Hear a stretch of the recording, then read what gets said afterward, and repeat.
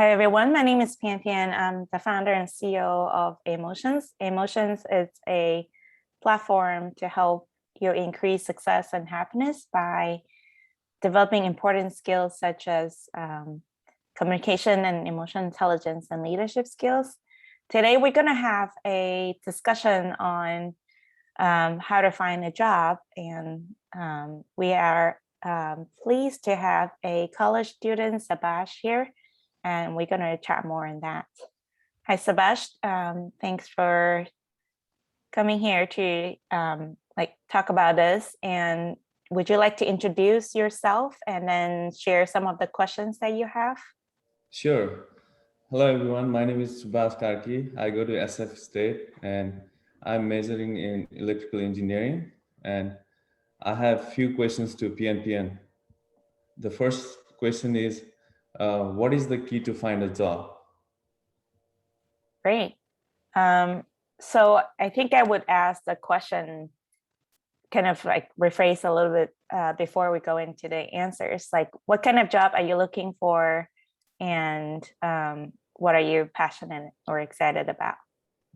I'm passionate about electrical engineering, mainly related to power engineering. It is about battery and all this stuff.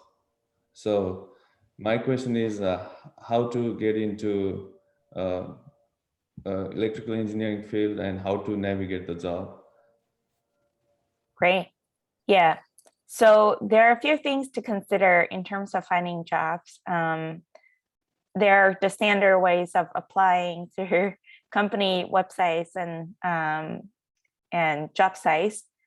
First, you need to identify what are the the industry and kind of positions you're passionate about. Then you need to identify like what are the companies that you might be interested in, which geographic location you might be interested in. That's the first step. And then second step is, okay, besides applying on the website, what else can you do? There are a few ways. I think schools might have like career fairs and things like that. Another way is more thinking about how do you be in touch with people at the company. So there are a few things to consider here. It could be in touch with people who are, for example, hiring managers. It could also be in touch with people who are working there to learn more about the company. So that's a few things to consider. What have you tried so far and how did it work? Did it not work? Yeah, I tried connecting to the people of my field through LinkedIn. And I also tried, doing internship. I applied to a whole bunch of companies, but I didn't hear back from them yet. Yeah. So I think it's okay to keep trying. And then another way to kind of get more direct information or contact is to, you mentioned that you're trying to connect with people on LinkedIn. How is that working out? Yeah, it's working fine. I've connected to a lot of people, but I haven't approached them. I haven't asked any question to them yet. Okay, well, okay, that's nice that they connected with you. So I guess the next step will be talk to them to learn more about their industry, their companies. You might not need to like start by asking that I want a job in your company, because sometimes people might not be in a hiring position, but it's good to first learn more about them and then their industry, their positions. And then if they come across anything as openings, they might even mention to you. So first step is to like actually take actions to contact some of these people, have conversations.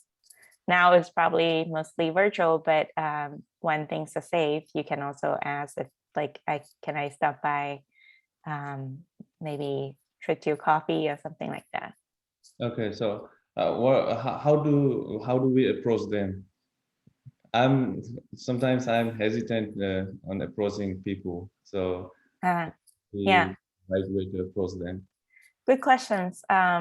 I have heard similar comments from other emotions community members.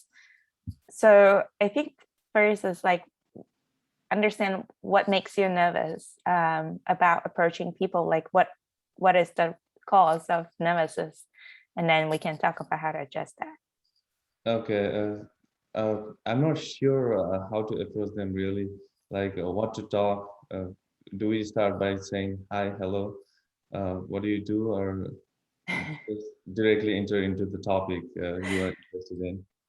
Yeah, yeah, that's helpful to know. I think it's I think you can start by just it's similar to having a natural conversation. Um, for example, when you first met me, you introduced yourself, like, or we just started chatting and like, okay, who are you? What do you do? What are you studying, etc. So you can introduce yourself so people know who is the person approaching them, and then you can also make it clear why you're approaching them. Like, are you approaching them to learn more about themselves, learn more about their work, learn more about their organization, or for something else? So like, explain who you are, and the goal would make it more clear to people, like why you're talking to them. So that's first step. And then you can ask like, what is their preferred way of communication? Is it messaging on LinkedIn, or find other ways to talk to them? Okay. Besides LinkedIn, what other platforms would you suggest to? Yeah, good question. Your the university you're attending probably have some kind of alumni network, and you can ask in the school like what is a good way to get in touch with alumni. Now sometimes there might not be already a platform, then you might need to go on LinkedIn to search like, who are your alum, like who are the people who have attended your school, and then who are the people attending your school and work in similar industries or companies that you're interested in, and then introduce like, I also went to the school, or I'm also attending this school, which will be interested in having a conversation about X. Sometimes alum are very happy to help, especially helping current students or recent grads. Okay. So what would be the people say that resume gets you interview and interview gets you job. The important thing is resume to get interview, right? So what are the key things to include in your resume? What are the things you Yeah. must use in your resume? Yeah, there's a Chinese saying in Sun Zi Bing Fa. That's the kind of ancient book for arts for wars and fighting. It's, you need to know the enemy and yourself really well. So in this case, the job is not an enemy, but it's something there that you're interested in. So you need to first know, like, okay, what are the jobs you're aiming at, and then what are the requirements for the jobs, what are the skills needed for the jobs. Then you can match kind of like, what are the skills do I have that is matching with the job, and then what are the skills that I don't have yet, then how would I get those skills, right? Do you have an idea for your industry and for the position you're interested in? What are the experience and skills needed? I'm not quite sure about that. So that would be the first step. Go on like some companies you're interested in, look at their job postings to see what are the skills needed. Or as you're doing informational interviews, by informational interview, I mean like you talk to people working positions you're interested in to learn more about their work, and then what are the skills needed, etc. Then you can identify, okay, in the resume, here are the things that I can showcase that I already have these skills. And then if I don't have these skills yet, how do I get those skills in the time I have between now and applying, right? Okay. So when you apply for jobs or internships, is it good to build one general resume and apply all jobs with that, or is it better to create a resume according to the jobs you're looking for? The answer is it depends. So if you identify in your industry, like most of the jobs require similar skills, education, experience, then it's okay to use like one similar one and use it in different cases. But if you're interested in multiple jobs and each of them might have a little bit different skills or experience requirements, then you might need to make different resumes. And also different companies, organizations might prefer certain experience or skills over the other ones. So you might want to just adjust your resume a little bit to get to what is matching. I think having a good, clean resume it's good and important, because that's like kind of the first impression people can see before they talk to you. Although that's not the only thing that is needed for getting a job that you're interested in. Okay. So to get the job, what are the things to do in the final year of the school that will help you immediately after you finish school to get a job? That's a good question. So we just discussed like learning about the industries, learning about organizations, learning about the things that you're interested in, and then identify what are the skills needed for those jobs, right? And then you also identify what are the gaps in experience or education or skills between what you have and then the job that you're hoping to get. So that's another thing to consider to do to get those experience. It could be getting the internships needed to get some experience. It could be reaching out to people in the industry to learn more about them. And also, like when you're in a school environment, you have a lot of communities, smart students or other ambitious students. Then you can also talk to them about what you're pursuing and see where they're at, and everyone can exchange ideas and share thoughts. And sometimes you might be able to do mock interviews with other students.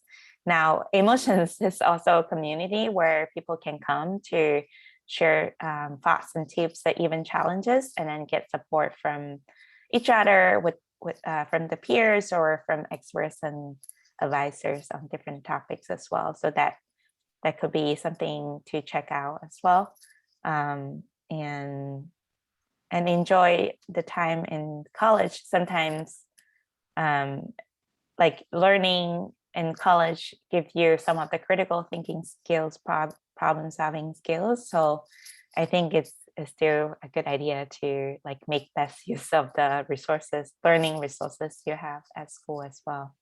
Okay, so the thing is to be active in school, involved in projects, involved in programs that will help you to boost your confidence, skill, right? That's right. Yeah, confidence is very important. And yeah, skills, and even for engineering, I think still some of the teamwork skills, social interaction skills are still important. So school is a good environment for you to get involved with some of the student organizations and gain some of those skills as well, and really build lifelong friendships. I have a lot of good friends that I made in different schools that I attended over the years. Okay. I know work and school is completely different. So I want to ask you, how different is work environment, work world from school, and how should students prepare themselves for their future? That's a good question. For this question and your last question, I think I should also mention there are a lot of great professors in universities, and also probably if your university has a career officer, some of the career officers are very helpful as well. So make sure you also learn as much as you can from them and have good relationship with them. And so that could be one way to prepare yourself for getting once you're entering the workforce. I think there are a lot of things that we wouldn't learn at school to actually directly apply in the workforce. Especially like for example, like maths, sometimes what we take at school is pretty difficult and a lot of problems sets, and it might not apply to industry directly, but the problem solving skills, critical thinking skills that we gain from that would be very helpful. And knowing how to like analyze numbers, data, it would always be helpful in our work life. And then I think the subject, the major you're studying, I think it will still directly apply to some of the work that you'll be doing. So making sure you learn as much as you can about them and be the best in them, that's another approach. And then I would say at work, so my career, I went to Yale to study sociology and psychological well-being, and I started working in product management in an internet company right outside of that. And it's actually very different. Being at school, doing projects, studying different subjects is very different from in the real world, making a product, working with the whole team. So there's a lot that I actually struggle with at first, to figure out how to lead the team, how to communicate with my coworkers and managers, etc. So it took a lot of learning, and like sometimes learn by mistakes, but it's okay if something didn't work out, you can always learn from the mistakes and see how to apply to the next situation. And I think it's always good to build a good relationship with coworkers. It makes it more pleasant for you to go to work, and makes it more pleasant for them to work with you. And it will also help with creativity and like problem solving when everyone is in a good mood. Although things could get stressful sometimes. So in that case, then practice some of the things that I only later learned as later in life, like things like taking a deep breath, and get calm instead of getting into argument with coworkers, even though you might be both passionate about solving a problem and you might have different ideas on the solution. It's good to like take a deep breath and step back a little bit, and then like talk and figure out what is the best solution. Although I would say a lot of like out of school at work is learn by doing, and learn as fast as you can, and then and I would say keep learning, because there's always new challenges, new stage that you want to get into. Okay, so the important thing is to learn more about the industry you are interested in and prepare your mind accordingly, right? Yes, learn more about that, and yes, prepare a mind. Like having a good mindset is important. Like that it's going to be at work, it would be totally new, and then you need to learn an all new kind of knowledge, new kind of skill sets. And also, where you're from, Sabash? I'm from Nepal. Right. How old were you when you came to the US? I was 18 when I came here. Right. So I'm from China originally, from a village in China. I came to the US in 2010 for grad school at Yale, and I studied in Japan and Hong Kong before, and China before I came to Yale. So there's also cultural difference in some way, and at school is different from at work. So there are also like different ways of communicating at work, and there might be some cultural difference that we can observe and watch to see how other people interact, how people communicate. And then different organizations and companies might have different cultures too. So when you get to a new place, it's always good to just observe how people interact and see like what makes sense.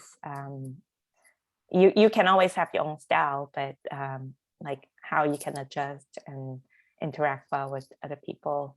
And yeah, I think keep learning about the new latest technology of your industry is also important. Okay. I guess you answer all my questions, so I think that's it for now. Thank you so much. I really appreciate it. Yeah, you're welcome. Thank you so much for all your thoughtful questions. And I hope that this is helpful for the audience watching. And if you have more questions, you want more support, please feel free to come to emotionsinc.com and check out some other resources, video content we have. We also putting together peer groups, community, more interactions with advisors, industry leaders, and coaches. And we want to create a platform for everyone to be successful and happy in their career and life and develop the important skills needed. So thank you so much for watching.